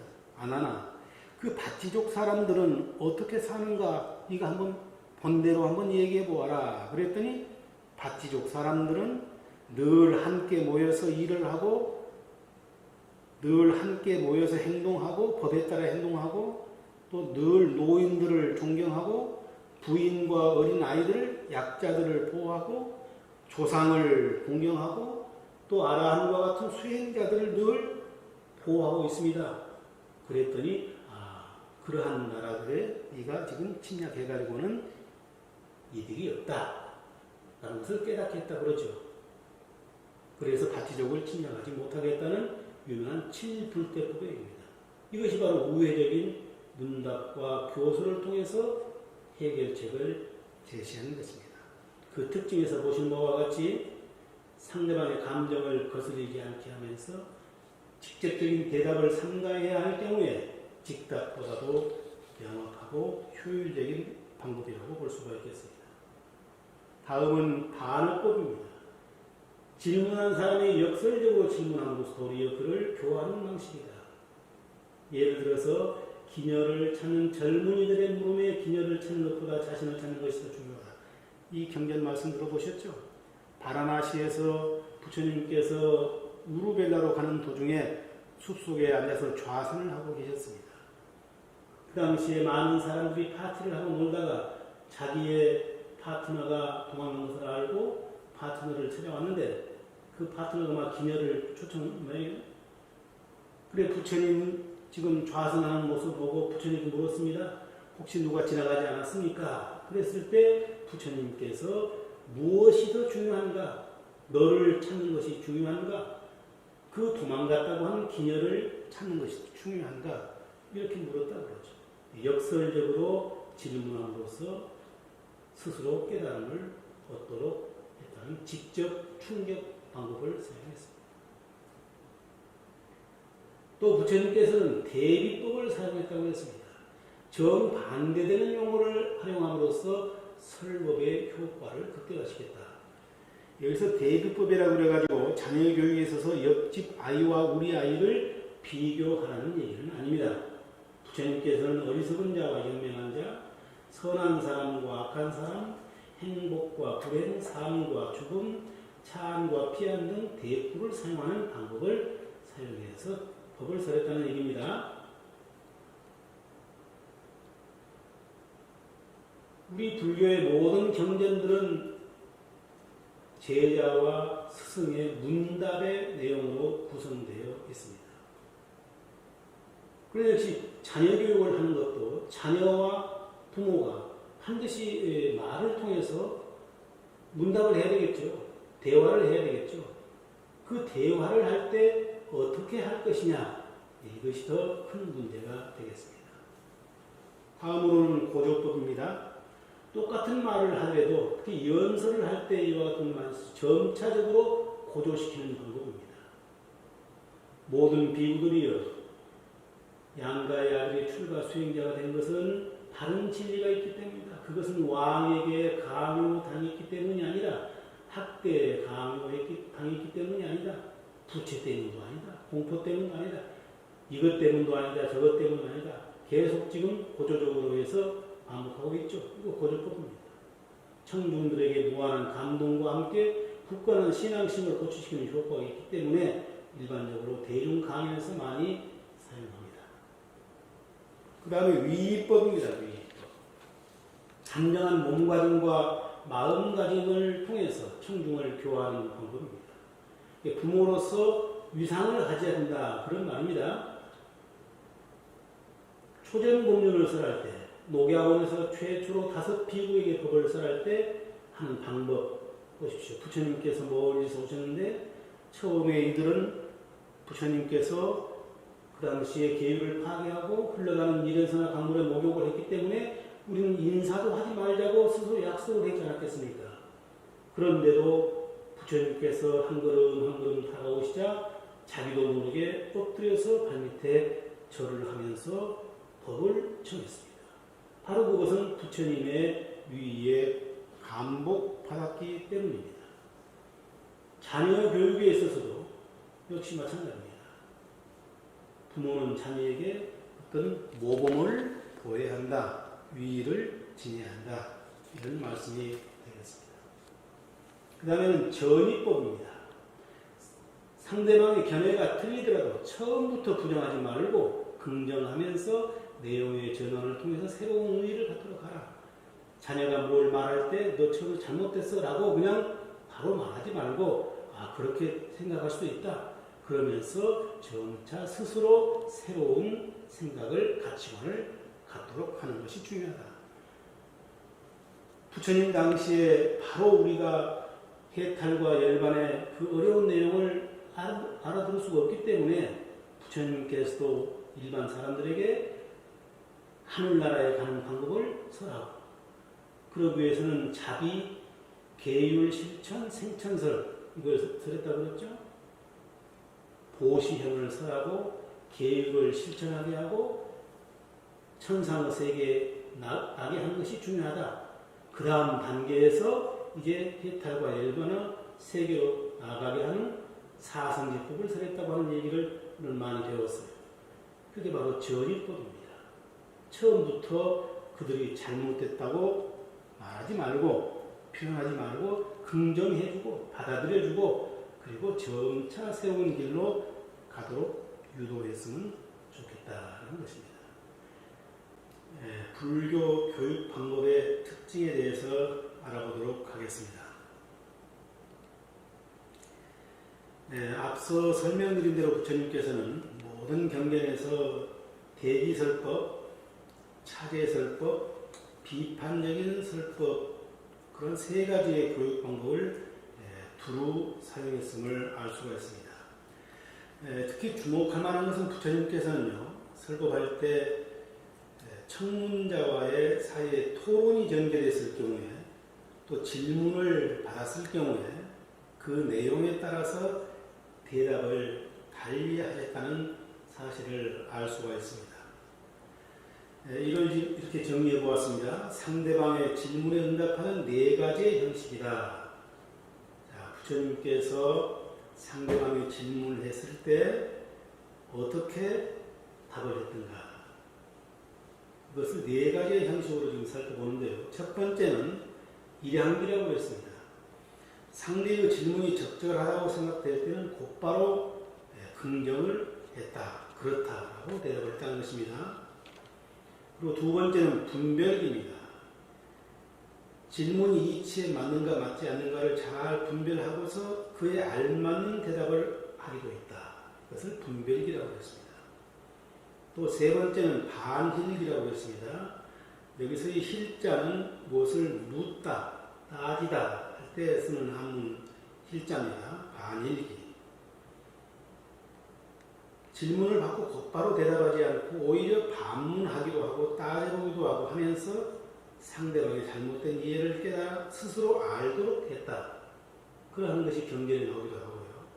또 어떤 경우에는 질문 자체가 이치에 합당치가 않고 아무런 쓸모가 없다고 부처님께서 얘기했을 경우에는 부처님은 어떻게 했느냐, 아무런 대답도 하지 않고 아예 침묵을 해버렸다. 그런 방법을 사치기라고 합니다.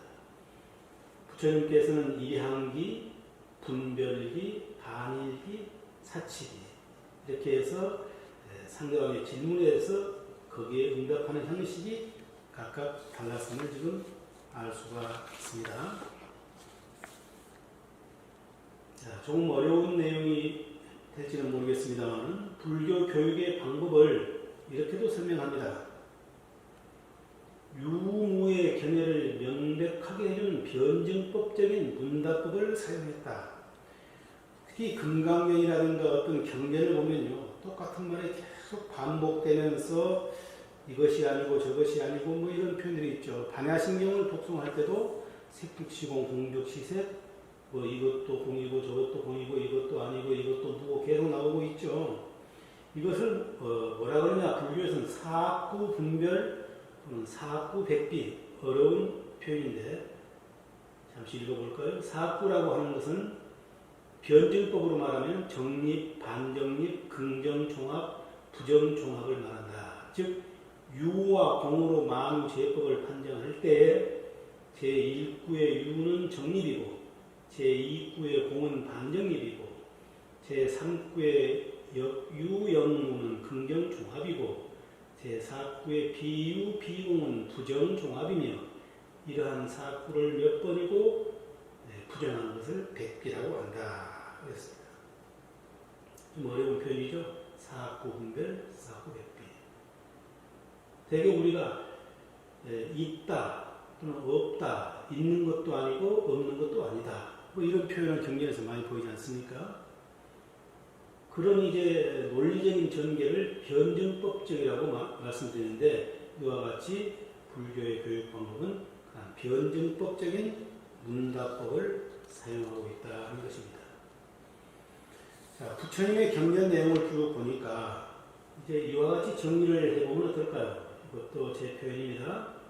부처님께서는 늘 상대방에게 자기 주장을 먼저 하지 않고 상대방의 입장에 서서 했다는 것입니다.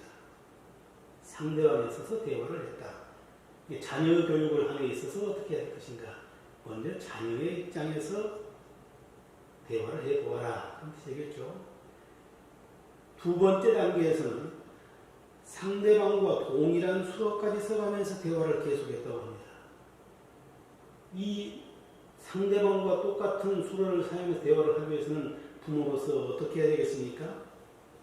요즘에 자녀들, 청소년들이 자녀라고 여겨진다면 청소년들의 그러한 심리 상태, 그들이 쓰는 언어까지도 알아야 할 필요가 있습니다.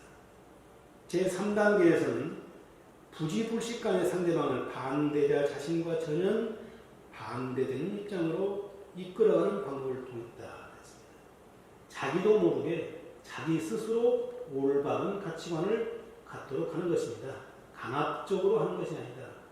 자, 부처님께서는 상대방의 입장에 서서 대화를 하고 상대방과 동일한 수로까지 써가면서 대화를 계속하고 강압적으로 하지 않고 스스로 저절로 자기 가치관을 스스로 바꾸어갈 수 있도록 하는 방법을 썼다. 다시 말씀드리면 스스로 긍정적으로 깨달음에 이르도록 했다는 말씀이 되겠습니다. 부처님의 경전상에 자주 나타난 문구를 잘 보시면요. 우리가 자녀를 대할 때 주로 어떻게 대화해야 할 것인지 금방 알 수가 있습니다. 저는 최근에 이제 불교 성전을 공부하고 가르치면서 자주 봅니다만 여러분들도 집에서 경전을 보실 때 잘 눈여겨보십시오. 상대방에 대한 지지와 격려 문구를 부처님은 엄청나게 많이 사용하고 있습니다. 선제, 선제라 그런 말씀 들어보셨죠? 착하고 착하도다. 칭찬을 많이 합니다. 왜라는 의문사보다는 어떻게라는 의문사를 부처님은 많이 사용하고 있습니다. 누구누구야 너의 뜻은 어떠하냐? 어이구나. 금강경에도 이런 말씀 많이 나오죠. 어이구나. 네 뜻은 어떠하냐? 너는 어떻게 생각해?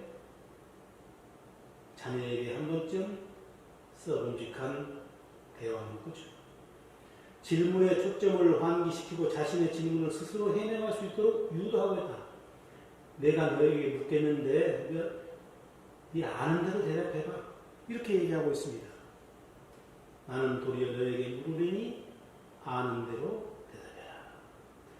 상대방에게 아무런 거부감을 주지 않고 반문을 통해서 설명할 터전을 다가가며 매우 설득력 있게 진행되고 있다. 네 마음대로 물어서 스스로 의심을 갖지 말라. 마음대로 물어라. 부담 갖지 말고 마음대로 묻게 하기 위해서는 분위기를 수용적인 분위기로 해야 한다는 것은 당연한 얘기 아니겠습니까? 자여 소문 막자 하느니라. 마음대로 물어라. 너를 위해 설명하리라. 수여 소문 당의 가설이라 그랬습니다. 자, 이와 같은 경전상에 나타난 대화 문구를 잘 참고하신다면 우리가 자녀 교육뿐만이 아니라 주변 사람과 대화를 할 때 불자들이 어떻게 해야 할 것인가? 지지와 격려를 보내고 네 뜻은 어떠한지 다정하게 물어보기도 하고 마음대로 물어와라. 그러면 내가 아는 대로 대답해 줄게. 이런 식으로 수용적인 분위기를 조성하는 것 꼭 잊지 마시기 바랍니다. 부처님의 대화법은 한마디로 말씀드리면 상대방에게 불성, 즉 잠재 능력이 있다는 사실을 자각시키고 여러 차례 말씀드렸습니다. 긍정적으로 변화할 수 있다는 대전제하에 지금 이루어지고 있습니다. 가장 편안한 분위기 속에서 상대방의 입장에 서서 대화한다고 그랬습니다. 상대방의 사상에 대해서 긍정과 부정, 이해와 공경, 찬탄을 통해서 궁극적으로 깨달음의 경지에 스스로 올라가게 하는 것입니다. 이것이 오늘 사실 여러분들에게 제가 하고 싶은 마지막 결론이기도 합니다. 부처님의 대화법 다시 한번 보죠. 자녀에게 어떻게 해야 될 것인가? 불자로서 주변 사람들에게 어떻게 대화해야 할 것인가? 그들을 믿고 불성의 잠재 능력을 믿고 그것이 곧 대전제하에 긍정적으로 변화될 수 있는 대전이 아니겠습니까?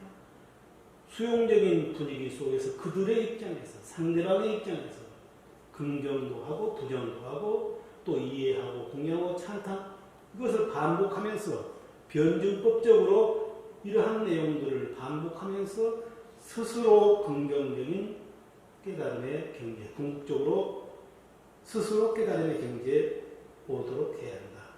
우리 자녀들이 스스로 올바른 가치관을 갖도록 해야 한다. 부처님의 대화 방법은 한마디로 말씀드리면 직선적인 사고가 아니라 연기의 입장으로서의 전환이다. 이렇게 설명을 드렸습니다.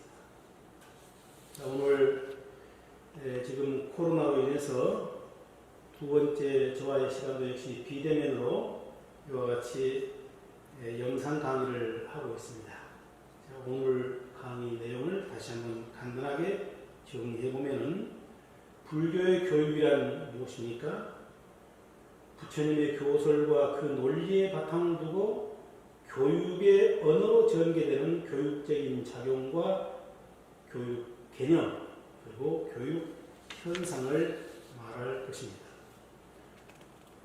함께 마지막으로 생각해 보시죠. 불교의 자녀교육은 지혜롭고 자비로운 이상적인 불교인의 양성이라는 대명제에서 다양한 방법으로 이루어져야 합니다. 불교의 자녀교육은 평생교육처럼 전생에 걸쳐서 계속되어야 할 것입니다. 불교적 세계관과 인생관을 통해 자신의 고통은 물론 현대 사회가 직면한 사회 문제를 해결할 수 있도록 해야 할 것입니다. 긴 시간 함께 경청해 주셔서 대단히 감사합니다. 다음 시간에 이제 코로나가 종식되면은 우리 영화사 국문학전에서 서로 밝은 얼굴로 뵐 수 있기를 기원해 보면서 오늘 강의를 마치겠습니다. 모두 성불하십시오.